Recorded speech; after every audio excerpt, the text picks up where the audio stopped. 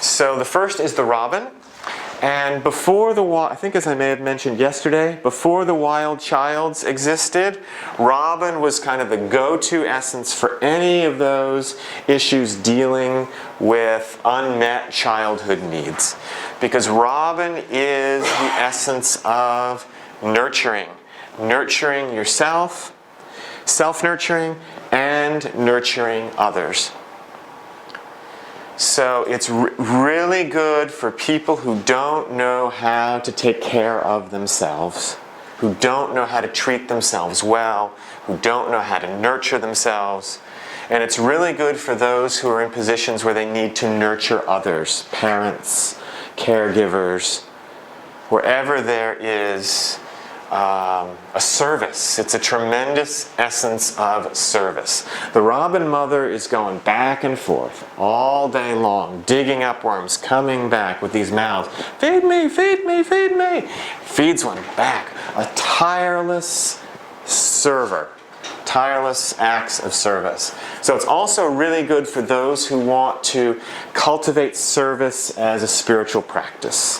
For I think it's referred to as karma yoga, yeah?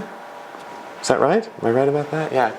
So those who want to serve others as a way of coming into contact with the divine, serving the divine through serving the other. So... How about people who overeat? Oh, that's interesting. They nurture themselves yeah. for what their mothers didn't do. Yeah.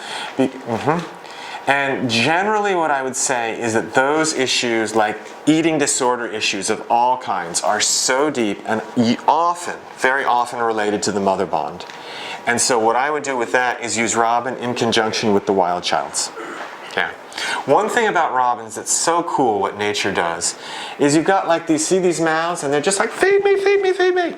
And the mother goes out and she brings a worm and she looks down. And the mouth, the throat that is the reddest, she notices. And she drops, her eye just naturally goes to the brightest red. And she drops the worm right into the brightest red. And immediately the throat color becomes the lightest pink, the lightest red. And then there's one that's darker. So when she comes back, very easily and effortlessly, she knows where to put the worm. She doesn't have to think, okay, who got fed last time? And have they moved around? And so nature makes it very easy. All she has to focus on is serving, but not having to get into her head about how to figure it out. Just be in that heart of service with commitment, with total commitment and love. Yeah. It's again to do with nurturing, i.e. hunger. Yeah. I went through a phase for a very long time, especially when I gave up smoking, because I did that for many years to suppress how I felt. Yeah. So when I gave up smoking, I went through a phase when there was this hole in my stomach that I couldn't fill. No matter how much I ate, wow. It wasn't enough. Wow. So what could I have taken then? Because I still sometimes feel that. Thankfully, not often. Yeah. But that's what contributed to my immense weight gain. I just couldn't stop eating because there was that hole in my stomach that I had to make. Right.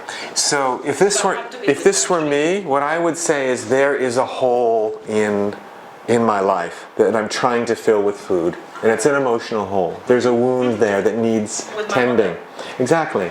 And it's the stomach, which is it's all about food and nurturing, which is the mother. And it's the stomach is like second chakra, which is all about the emotional body is right there. So it's all about this deep